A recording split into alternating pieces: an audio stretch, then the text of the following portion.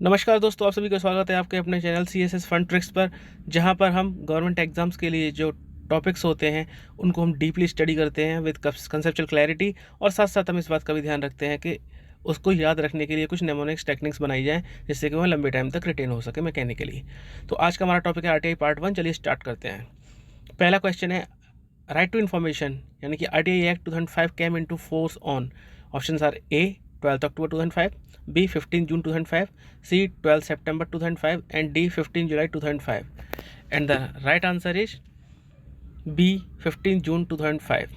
RTI के कुछ provisions को 15 जून 2005 को ही ला दिया गया था और उसके बाद स्टेट्स को कुछ इंस्ट्रक्शंस दिए गए थे और उसके 120 दिन के बाद यानी कि 12 अक्टूबर 2005 को RTI को फुल फ्लेजेड लॉन्च कर दिया गया था और ये तब से फोर्स में है।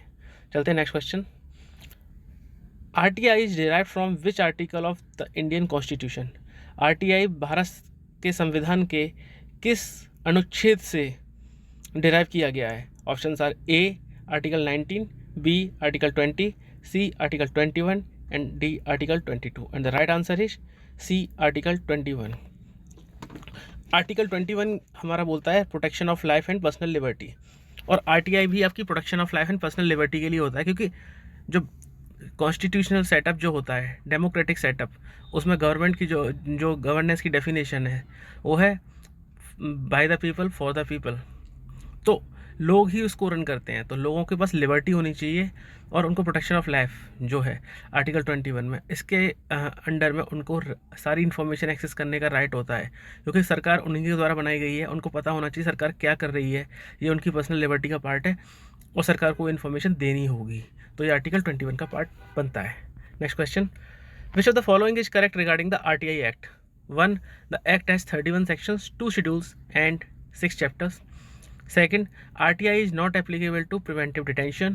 Third है, Right to Information Act 2005 was amended through the Act number 24 of 2019 dated 1st August 2019. Options are A 2 and 3, B 1 and 3, C 1 and 2 and D all of the above. And the right answer is D all of the above. हमारा right to information act है, इसमें 31 sections हैं, 2 schedules हैं और 6 chapters हैं। इसको हम ऐसे याद रख सकते हैं कि एक महीने में 31 दिन होते हैं, 2 फोर्टनाइट्स होती हैं और 6 वर्किंग डेज होते हैं। तो ये हमारा 31 सेक्शंस, 2 शेड्यूल्स और 6 चैप्टर्स वाला हो गया। दूसरा, RTI is not applicable to preventive detention. Preventive detention के केस में RTI एप्लीकेबल नहीं होता है। अगर कोई किसी जो हमारा प्रिवेंटिव डिटेंशन वाला है, आर्टिकल 22 जो बोलता है संविधान का कि किसी इंसान को अगर डिटेन किया जाता है तो उसको ग्राउंड बताना पड़ेगा और उसको 24 घंटे के अंदर मजिस्ट्रेट के सामने पेश करना पड़ेगा। अगर मजिस्ट्रेट परमिशन देते हैं तो उसको फर्दर डिटेन किया जा सकता है। तो उसमें उस बारे में कोई इन्फॉर्मेशन नहीं ली जा सकती, कैसे किया है क्या किया है, RTI के दायरे में नहीं आता। तीसरा, right to information act 2005 was amended through the act number 24 of 2019 dated 1 August 2019। हाँ, 2019 के एक्ट में RTI में कुछ अमेंडमेंट्स किए गए थे, जैसे कि जब पहले CIC सेंट्रल इन्फॉर्मेशन कमिश्नर होता था उसको इक्वेट करते थे चीफ इलेक्शन कमिश्नर के साथ, उसको हटा दिया गया था क्योंकि वो इलेक्शन कमिश्नर एक कॉन्स्टिट्यूशनल बॉडी है, एक संवैधानिक सभा है, जबकि इन्फॉर्मेशन कमिश्नर जो है वो एक स्टैट्यूटरी बॉडी है। इसलिए चलते हैं आगे। The basic object of RTI act 2005 is A. to empower the citizens, B. promote transparency and accountability in the working of the government, C. contain corruption and D. all of the above. And the right answer is D. all of the above. Objective क्या है RTI के? Transparency, accountability, corruption को रोकना, democratic setup में citizens को पता होना चाहिए कि गवर्नमेंट की क्या फंक्शनिंग चल रही है और गवर्नमेंट को अकाउंटेबल बना के रखना। इस काम जो भी काम गवर्नमेंट कर रही है उसकी अकाउंटेबिलिटी फिक्स होनी चाहिए। Next question, question number 5, which of the following is correct regarding the right to information. 1. It is non-constitutional statutory body. Second, it is outside the executive jurisdiction. Options are A. both, B. none of the above, C. one only and D. two only. तो इसका सही answer है A. both. RTI जो है वो एक constitutional body है नहीं है, ये एक स्टैट्यूटरी बॉडी है और एग्जीक्यूटिव के कंट्रोल के बाहर है। चलते हैं next question. Which of the following institution is covered under the RTI act? 1. Any authority or body or institution of self-government under the Constitution. 2. Any law of Parliament or of state legislature controlled or substantially financed by government. 3. Any private organization not controlled or substantially financed by government. And 4th, any NGO substantially financed by government. Options are A. 1, 2 and 3 only, B. 1, 2 and 4 only, C. 2, 3 and 4 only, and D. all of the above. And the right answer is B 1, 2 and 4 only, यानी कि private organisation not controlled and substantially financed by government वो RTI के दायरे में नहीं आती हैं। तो अगर कोई क्वेश्चन एग्जाम में आता है कि आरटीआई कब में कौन कौन सी बॉडीज़ आती हैं, तो उसके लिए हमें इस चीज़ का ध्यान रखना है कि जो भी बॉडी, चाहे उसका मैनेजमेंट में, चाहे ऑर्गेनाइजेशन सेटअप में, चाहे कंट्रोल में, या किसी भी फाइनेंस में, किसी भी तरह से गवर्नमेंट का रोल होता है, तो वो हम उसको मानते हैं आरटीआई के दायरे में आएगी वो। इसके अलावा अगर वो गवर्नमेंट के कंट्रोल में नहीं आती है, किसी भी तरह से कोई रोल नहीं है, जैसे एक एनजीओ है, एनजीओ वैसे एक प्राइवेट ऑर्गेनाइजेशन है, उसमें गवर्नमेंट का कोई कंट्रोल नहीं है, तो उसको उसकी अकाउंटेबिलिटी नहीं है कि वो इन्फॉर्मेशन पब्लिक को डिस्क्लोज करे या पब्लिक उससे इन्फॉर्मेशन ले सके। बट अगर उस एनजीओ को फंडिंग गवर्नमेंट कर रही है, भारत सरकार से उसको फंडिंग मिल रही है, तो वो एनजीओ भी आरटीआई के दायरे में आएगी। तो कोई भी चीज़ हो, कोई भी इंस्टीट्यूशन हो जो कि भारत सरकार से रिलेटेड होगा, वो सारा का सारा आरटीआई के दायरे में आएगा। इवन कोई प्राइवेट बॉडी है और वो गवर्नमेंट सरकार, भारत सरकार के लिए कोई कॉन्ट्रैक्ट कर रही है, तो वो भी उसके दायरे में आती है। तो इसके देख सकते हैं कौन कौन से इंस्टीट्यूशन कवर होते हैं। Any authority or body or institution of self government establish under the constitution, ठीक है। Any law of parliament, state legislature का law, authority own control substantially financed by government, जो कि हम डिस्कस कर रहे थे, चाहे अथॉरिटी गवर्नमेंट की ओन हो या गवर्नमेंट उसको कंट्रोल कर रहा हो या गवर्नमेंट उसको फाइनेंस कर रहा हो, तो गवर्नमेंट से रिलेटेड कोई भी कनेक्शन हो, और even an NGO finance by government are covered in RTI. Next question, which of the following commission is constituted by the government of for RTI? Options are A chief information commissioner, B central information commission, C Central Integration Commission, and D Chief Integration Commission, and the right answer is B Central Information Commission। तो यहाँ पे हम देख लेते हैं इसकी explanation. Central information commission को कब सेटअप किया गया था? विद इफेक्ट फ्रॉम 12 अक्टूबर 2005, जैसे हमने डिस्कस किया था कि 15 जून को आया था, और उसमें ये बोला गया था कि इंस्ट्रक्शन दिए गए थे गवर्नमेंट को कि आप कुछ प्रोविजंस को फुलफिल करो, उसके बाद 12 अक्टूबर से इसको लॉन्च किया जाएगा। तो उसमें बोला गया था 15 जून को कि आप सेंट्रल इन्फॉर्मेशन कमिश्नर को अपॉइंट करो, और 12 जून को ये अपॉइंट हो गए थे। तब से आरटीआई जो फोर्स में आई हुई है। दूसरा इनके इम्पोर्टेंट पब्लिक जो ड्यूटीज़ होती हैं वो क्या होती हैं? इनकी कुछ पार्टियाँ जो पावर्स होती हैं, उसमें सबसे पहली पावर होती है सेकंड अपील। जब कोई कंप्लेनेंट, कोई इंडिविजुअल कोई इन्फॉर्मेशन मांगता है भारत सरकार से, तो वहाँ पर पब्लिक इन्फॉर्मेशन ऑफिसर होते हैं, जो कि जिन्हें जन सूचना अधिकारी बोलते हैं। वो जिम्मेदारी होती है उनकी सरकार की जो इन्फॉर्मेशन मांगी गई है उसको प्रोवाइड कराने की। अगर वो इन्फॉर्मेशन प्रोवाइड टाइम से कराता है नहीं है, या इन्फॉर्मेशन गलत प्रोवाइड कराता है, कुछ भी उसको डाउट होता है, तो वो फर्स्ट अपील में जाता है। फर्स्ट अपील जो होती है वो होती है उसी डिपार्टमेंट का उसका सीनियर ऑफिसर। 30 डेज़ के अंदर अप्लाई करना होता है। अगर वो फर्स्ट अपील से भी सेटिस्फाई नहीं है, तो सेकंड अपील के केस में वो सीधा CIC जाता है, सेंट्रल इन्फॉर्मेशन कमीशन के पास जाता है। कमीशन उसकी बात को सुनेगा पूरी तरीके से, और उस पर जो भी डिसीजन आएगा, फैसला होगा, वो देगा। तो यहाँ पर हम देख सकते हैं कि इंपॉर्टेंट ड्यूटी जो है कमीशन, सेंट्रल इन्फॉर्मेशन कमीशन की, वो है सेकंड अपील की। वो सेकंड अपील का भी प्रोविज़न उनके पास है करने के लिए। इसके अलावा वो डायरेक्ट कर सकता है डिपार्टमेंट्स को रिकॉर्ड कीपिंग के लिए, suo motu disclosure of information के लिए, और इसके अलावा कोई भी पेनल्टी वगैरह लगाने के लिए ये सब चीज़ कर सकता है। और डिसीजन जो कमीशन के होते हैं वो फाइनल एंड बाइंडिंग होते हैं बॉडीज़ के ऊपर। Next question, which of the following is correct? As per RTI act the composition of central information commission is 1 central chief information commissioner plus maximum 10 information commissioner. Second, as per RTI act the composition of the state information commission is 1 state chief information commissioner plus maximum 10 information commissioner. Third है the present composition of central information commission is 1 central chief information commissioner plus 5 information commissioners. Options are A 2 and 3, B 1 and 3, C, 2 only, and D, all of the above. And the right answer is D, all of the above. RTI act बोलता है, जो 2019 का amendment है, उसके according एक central level पर एक central chief information commissioner होगा, plus maximum 10 information commissioner appoint किए जा सकते हैं। अभी जो पोजीशन है वहाँ पर 5 है, एक central chief information commissioner plus 5 information commissioner है, तो 1 और 3 पॉइंट जो है वो ठीक है। दूसरा, एट प्रेजेंट जो पोजीशन है वो है 5, अभी इंफॉर्मेशन कमिश्नर 5 रखे हुए हैं, तो एट प्रेजेंट 5 है। तो इस तरह से CIC 1 + 10 हो सकते हैं मैक्सिमम, और स्टेट इंफॉर्मेशन कमिश्नर में कमीशन में 1 + 10 हो सकते हैं। हर स्टेट में वेरी करते हैं, तो कभी ये नहीं पूछा जाएगा कौन से स्टेट का कितने इंफॉर्मेशन कमिश्नर है, ये नहीं आएगा, लेकिन सेंट्रल का आ सकता है। तो सेंटर में अभी 5 हैं, स्टेट्स के सिर्फ मैक्सिमम जो कितने हो सकते हैं 10, वो याद रखने की ज़रूरत है।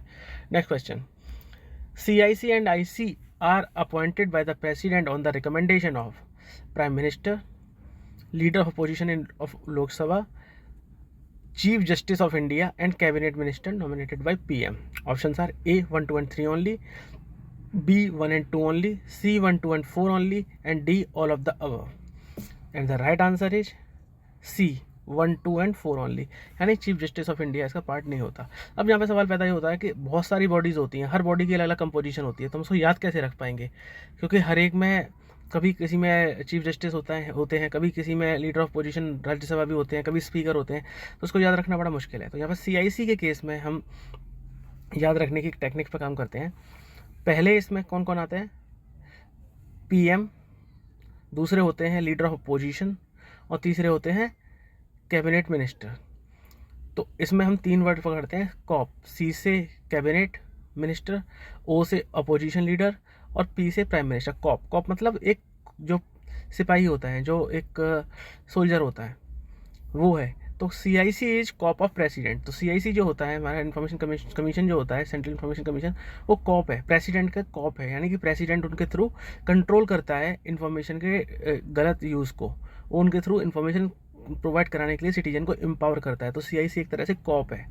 तो CIC is COP of president through which he empower citizen by providing information. हम इस तरह से इसको याद रख सकते हैं। अब इसमें COP, C से कैबिनेट, O से अपोजिशन, P से प्राइम मिनिस्टर, ये 3 कीवर्ड हैं। ये इसकी बॉडी जो कॉन्स्टिट्यूट होती है, इसको याद रखने के लिए हमें कमेटी के मेंबर्स के नाम याद रख सकते हैं। तो COP रखना है, CIC is COP of president through which president provide information to citizen and empowers them. इस तरह से माइंड मैपिंग कर सकते हैं। चलते हैं नेक्स्ट क्वेश्चन पे।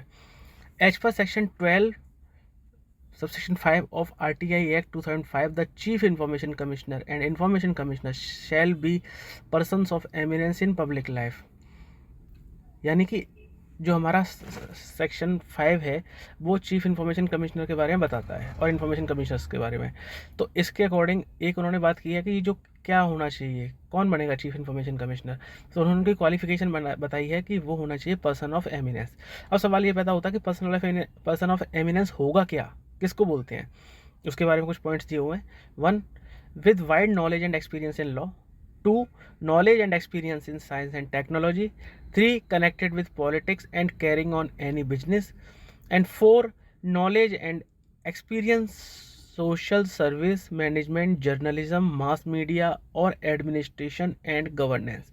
Options are A, 1, 2 and 3 only, B, 1, 2 and 4 only, C, 2 and 4 only, and D, all of the above.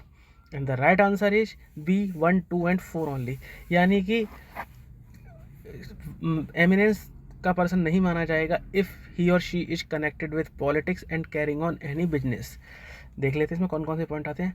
Section 12 of RTI act 2005। तो पहला क्वेश्चन ये बनता है कि चीफ इंफॉर्मेशन कमिश्नर या इंफॉर्मेशन कमिश्नर के बारे में कौन से एक्ट में इंफॉर्मेशन आती है। तो कौन सा दे रहा है इंफॉर्मेशन, 12वां सेक्शन 12 उनके बारे में बताता है। Shall be person of eminence in public life, यानी पब्लिक लाइफ में पर्सन ऑफ एमिनेंस होंगे। With wide knowledge and experience in what, law, science, technology, social service, management, journalism, mass media or administration and governance. That means कि वो public से connected होगा through any form, any profession या service, वो public से connected है। Section 12(6) बताता है कि कौन कौन सा इंसान चीफ इंफॉर्मेशन कमिश्नर नहीं हो सकता। तो क्या क्वालिफिकेशन है? Not be member of parliament और मेंबर ऑफ लेजिस्लेचर, यानी किसी भी स्टेट या केंद्र की पार्लियामेंट का या विधायिका का सदस्य नहीं होना चाहिए, और यूनियन टेरिटरी का भी, और hold any office of profit लाभ के पद पर ना हो, और connected with any political party, किसी पॉलिटिकल पार्टी से कनेक्टेड ना हो, और कैरिंग ऑन एनी बिजनेस, कोई बिजनेस नहीं करना चाहिए, और परसुइंग एनी प्रोफेशन, कोई अपना प्रोफेशन नहीं करना चाहिए। ये लगभग सभी जो कॉन्स्टिट्यूशनल पोस्ट होती है इनके लिए क्वालिफिकेशन रहती है कि वो किसी भी कॉन्फ्लिक्ट ऑफ इंटरेस्ट वाला केस ना रहे, इसलिए वो किसी ट्रेड बिजनेस में ना हो या फिर किसी ऑफिस ऑफ प्रॉफिट में ना हो। तो यही चीज़ यहाँ पर इनके लिए आती है पर्सन ऑफ एमिनेंस आरटीआई के केस में। Question number 11. The Chief Information Commissioner or any Information Commissioner shall be removed from his office only by order of the President on the ground of proved misbehavior or incapacity. A. True. B. False. And the option is A. True. Chief information commissioner को remove करने के लिए उनकी दो चीज़ें होती हैं, misbehaviour और इनकेपेसिटी। प्रेसिडेंट किस ग्राउंड पर हटाएगा? मिसबिहेवियर और इनकेपेसिटी। और इसके लिए वो जो है इंफॉर्मेशन कमिश्नर के लिए भी यही ग्राउंड है और स्टेट को भी यही ग्राउंड फॉलो करना होगा। चलते हैं आगे। As per RTI act 2005 record includes, यानी कि आरटीआई एक्ट में बोलते हैं कि रिकॉर्ड प्रोवाइड कराया जाएगा। तो रिकॉर्ड की डेफिनेशन क्या है? A. Any document, manuscript and file. B. Any microfilm, microfiche and facsimile copy of a document. C. Any other material produced by a computer or any other device. Or D. All of the above. And the right answer is D. All of the above. अब देख लेते हैं information का मतलब क्या है। Any material either a decision or input to a decision in any form including record, document, memorandum, email, opinion, advice, data in any form, physical or electronic, कोई भी चलेगा, ठीक है। इवन ये किसी प्राइवेट बॉडी से रिलेटेड हो, which can be accessed by public authority, ये सभी जो है आपका इन्फॉर्मेशन में आता है। Record includes document, file, manuscript, microfilm, reproduction of image और एनीथिंग टेकन फ्रॉम कंप्यूटर, यानी जो कुछ भी कंप्यूटर से लिया जा सके वो सब आपका रिकॉर्ड का पार्ट है। चलते हैं नेक्स्ट क्वेश्चन पे। The main function of CICR: 1. To receive and inquire complaints from any person who is unable to submit an information request because of non-appointment of PIO. Second, the commission has suo motu powers to inquire and enjoys the powers of the civil court and also to secure the implementation of the decisions. Third, to recommend disciplinary proceedings against CPIO. And 4, annual report to be placed before parliament. Options are A. 1, 2 and 3, B. 1, 2 and 4, C. 2 and 4 and D. all of the above. And the right answer is D. Functions of CIC. क्या rule होते हैं? Inquiry करा सकता है, matter reasonable ground, suo motu power है, civil court की तरह काम करता है, इन्फॉर्मेशन ले सकता है पब्लिक अथॉरिटी से, receive and inquire into a complaint from any person, अगर कोई इंडिविजुअल कंप्लेंट करता है किसी चीज़ के रिगार्डिंग, कंप्लेंट को इन्फॉर्मेशन को लेके, तो उसको रिसीव भी कर सकता है और इंक्वायरी भी कर सकता है, ठीक है। किसी भी रिकॉर्ड को एग्जामिन कर सकता है जो पब्लिक अथॉरिटी कंट्रोल में आता है, ये सब जो है दिए जाना चाहिए। इंक्वायरी CIC के पास सिविल कोर्ट की पावर होती है अगर वो इंक्वायरी करता है तो।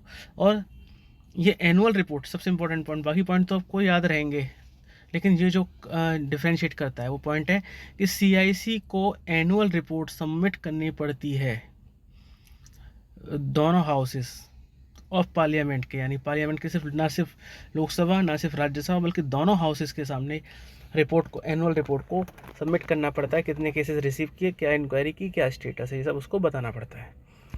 Next question. The officer designated by the public authority in all administrative units or offices under it to provide information to the citizens requesting for information under the act is known as a appellate authority, B chief information commissioner, C public information officer and D assistant public information officer. The right answer is public information officer.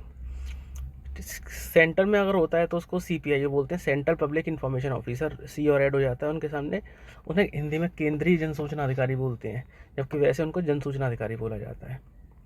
ये responsible होते हैं information provide कराने के लिए RTI act 2005 में। हर department अपना centre का अगर ऑफिस है तो CPIO, अदरवाइज PIO अपॉइंट करता है, और वो PIO को सभी इन्फॉर्मेशन RTI भेजी जाती हैं, वो उनका निपटारा करता है 30 दिन के अंदर, या उसको भेजना होता है, जो भी करना होता है। Next question, which of the following is correct? Under RTI act the penalty on PIO is ₹250 per day and for denying the information. B, under RTI Act 2005, PIO can be penalized up to ₹25,000 as penalty for denying information under this act. C, both A and B, and D, none of the above. And the right answer is C, both A and B. ठीक है, CIC के functions क्या होते हैं? Penalty लगा सकते हैं PIO ₹250 per day, maximum 25,000 एक PIO के ऊपर। Next question, in RTI which information is not exempted from disclosure? Information which cannot be denied to Parliament. Second, information which is related to public interest. 3, information which is covered under Section 8 National Security forbidden by court. And 4, information on any event occurred 20 years above. Options are A 1, 2 and 3, B 1, 2 and 4, C 2, 3 and 4, and D all of the above. And the right answer is B 1, 2 and 4.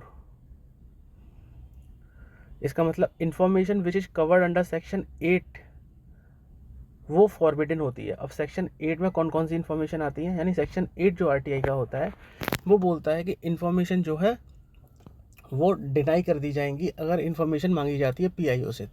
और वो कौन कौन से cases हैं? वो है national security, forbidden by the court, privileged to legislature, trade secret, intellectual property rights, fiduciary, information from foreign government, information endangering life and safety of the person, investigation and prosecution proceedings, cabinet papers, invasion of privacy, copyright, specified intelligence and security organisation. कौन कौन सी information जो है वो RTI में नहीं आती? Which can not be denied to parliament. दूसरा, public interest. तीसरा है any information on any event अगर 20 ईयर्स बिफोर, यानी कोई इवेंट अगर 20 साल पहले हुई है तो उस इवेंट को लेके इंफॉर्मेशन जो है वो प्रोवाइड कराई जा सकती है, भले ही वो एग्जेम्प्टेड कैटेगरी में है, लेकिन वो इन्फॉर्मेशन किस में नहीं होनी चाहिए? National security, legislative privilege and cabinet papers. यानी कि कोई इन्फॉर्मेशन, कोई इवेंट थी जो एग्जेम्प्टेड कैटेगरी में थी लेकिन उसको 20 साल हो चुके हैं, तो अब वो एग्जेम्प्टेड कैटेगरी यानी सेक्शन 8 से बाहर आ जाएगी और उसको बताया जा सकता है, लेकिन उसमें भी कंडीशंस हैं कि वो नेशनल सिक्योरिटी या लेजिस्लेटिव प्रिविलेज या कैबिनेट पेपर्स नहीं होना चाहिए। तो ये इन्फॉर्मेशन प्रोवाइड कराई जा सकती है। अब सवाल ये पैदा होता है कि हम याद कैसे रखेंगे सेक्शन 8 जो है वो एग्जाम्पशन वाला है, बहुत सारे सेक्शन है RTI में, तो इसके लिए देखो 8 है, 8 में है 2 जीरो होती हैं एक दूसरे के ऊपर, यानी कि जीरो, यानी zero information to be provided, यानी कोई भी इन्फॉर्मेशन अगर पूछी जाती है RTI में तो जीरो इन्फॉर्मेशन प्रोवाइड की जाएगी सेक्शन 8 में। चलते हैं आगे। What is the fee for getting information under RTI act? A ₹20, B ₹50, C ₹10 and D ₹100। And the right answer is C ₹10। यानी कि अगर कोई एप्लीकेंट इन्फॉर्मेशन मांगता है तो वो किस में मांग सकते हैं? हिंदी, इंग्लिश या लोकल लैंग्वेज में, ठीक है, PIO या APIO से।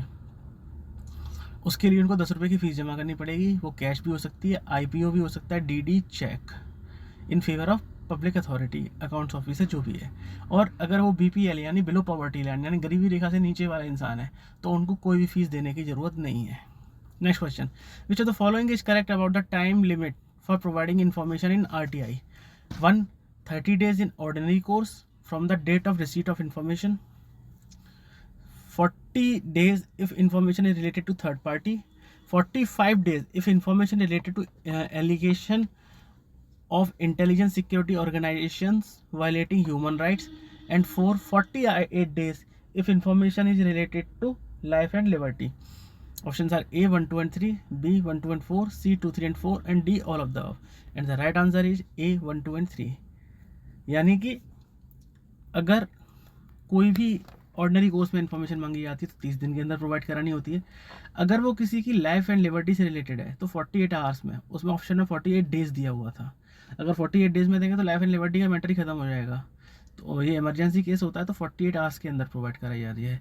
अगर इन्फॉर्मेशन किसी APIO को दी जाती है यानी कि किसी ऐसी बॉडी से पूछी जाती है जो कि उस इन्फॉर्मेशन का कस्टोडियन नहीं है, वो इस इन्फॉर्मेशन को प्रोवाइड नहीं करा सकते, तो उनको 5 दिन के अंदर उस इन्फॉर्मेशन को कंसर्न CPIO को PIO को भेजना होता है। यानी कि उनको 5 दिन का टाइम एक्स्ट्रा दिया जाता है कि आप 5 दिन में सही बॉडी को इस इन्फॉर्मेशन को भेज दिया जाए, और वो बॉडी फिर 30 डेज़ के अंदर इन्फॉर्मेशन को प्रोवाइड कराती है। तो टोटल 35 डेज़ हो जाते हैं, 5 डेज़ फॉरवर्डिंग के और 30 डेज़ प्रोवाइड कराने के। तो APIO केस में 35 डेज़ बनता है। अगर information relates to third party तो 40 डेज़ में दिया जाता है। अगर थर्ड पार्टी से इन्फॉर्मेशन मांगी जाती है तो 40 दिन का टाइम दिया जाता है। अगर ये सिक्योरिटी ऑर्गेनाइजेशन से रिलेटेड है तो सिक्योरिटी ऑर्गेनाइजेशन से इन्फॉर्मेशन नहीं मांगी जा सकती RTI के थ्रू। बट अगर इन्फॉर्मेशन ऐसे केस में मांगी जाती है जब उन्होंने किसी वायलेशन ऑफ ह्यूमन राइट्स का केस आता है, यानी कि सिक्योरिटी पब्लिक के ऊपर अपनी पावर्स का अनड्यू यूज़ कर रहे हैं और ह्यूमन राइट्स को इनक्रोच कर रहे हैं, तो इन्फॉर्मेशन प्रोवाइड कराई जाती है, लेकिन उसके लिए 45 दिन का टाइम रहता है। तो चलते हैं आगे। विच of the following is correct in case of providing information by PIO? 1. Intimation should be provided to the applicant stating details of fee regarding information including calculation of details. 2. Applicant can appeal against the alleged exorbitant fee. 3. Details of first appellate authority and time limit to be given to the applicant. अब इसमें ये बोल रहे हैं कि अगर कोई information मांगता है, इन्फॉर्मेशन अगर एक बहुत ज़्यादा पेजेस की है, तो पब्लिक इन्फॉर्मेशन ऑफिसर उस कंप्लेनेंट से पैसे मांगते हैं, 2 रुपीज़ पर पेज के हिसाब से मांगते हैं। सपोज इन्फॉर्मेशन कंटेंस 50 पेजेस, तो वो 50 × 2 100 रुपीज़ मांगेंगे।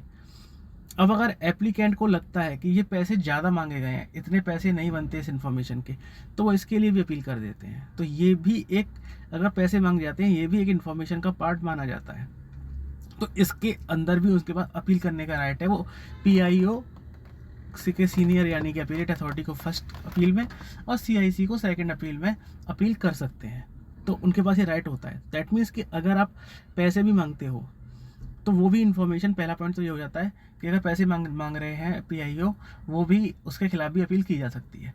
और जब भी कोई इन्फॉर्मेशन प्रोवाइड करी जाती है तो इन्फॉर्मेशन के साथ साथ PIO उसमें नीचे लिख कर देते हैं कि आप अगर इन्फॉर्मेशन से सेटिस्फाई नहीं है तो 30 दिन के अंदर इस बॉडी, उसमें बॉडी की डिटेल एड्रेस दी जाती है अपीलेट अथॉरिटी की, और टाइम दिया है 30 डेज़ के अंदर अपील कर सकते हो।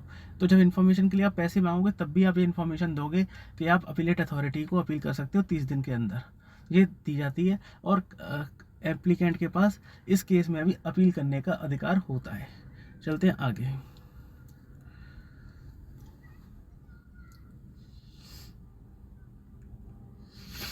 तो ये आंसर हो गया D। Next question, which of the following is correct about the charges against information? 1. A4 A3 copy, ₹2 per page, prescribed limit, यानी कि प्रिस्क्राइब लिमिट के बाद 2 rupees per page. 2. Inspection first are nil. 3. Inspection second and subsequent are ₹5 and 4 for floppy ₹50. Options are A 1, 2 and 3 only, B 1, 2 and 4 only, C 2, 3 and 4 only, and D all of the above. And the right answer is D all of the above. इसमें हम पहले discuss कर चुके हैं कि A4 page के लिए या A3 पेज के लिए 2 रुपये पर पेज मांगा जाता है अगर वो एक लिमिटेड जैसे 3 पेज से ज़्यादा की इन्फॉर्मेशन मांगता है तो। दूसरा, इंस्पेक्शन, अगर वो चाहे तो डॉक्यूमेंट्स को खुद आके इंस्पेक्ट भी कर सकता है, उसके लिए पहले घंटा उनके लिए nil है। सेकेंड और सब्सिक्वेंट आवर्स के लिए 5 रुपीज़ पर आवर चार्ज किया जाता है। और अगर इन्फॉर्मेशन किसी फ्लॉपी में मांगी जाती है तो 50 रुपीज़ होता है। तो अब इसको, इतने सारे डेटा को याद कैसे रखेंगे? तो हमें याद रखेंगे, जब भी पैसे की बात की जाएगी तो F फैक्टर को याद रखना है। F, अगर इंस्पेक्शन की बात होगी तो फर्स्ट आर फ्री, F से फर्स्ट आर, F से फ्री। और अगर फर्स्ट आर के बाद मांगी जाती है तो 5 रुपीज़ देयर आफ्टर, यानी F से फर्स्ट आर, F से free, first hour free, and F से 5 रुपीज़ देयर आफ्टर। हर सब्सिक्वेंट आर के लिए 5 रुपये लिया जाएगा। अगर इन्फॉर्मेशन फ्लॉपी मांगी जाती है तो F से फ्लॉपी और F से 50, फ्लॉपी और 50 रुपीज़ में दी जाएगी। नेक्स्ट क्वेश्चन चलते हैं। Which of the following is correct? There is no fee for BPL. B, no charges if time limit is exceeded. C, no fee towards postal expenses. And D, all of the above. And the right answer is D, all of the above.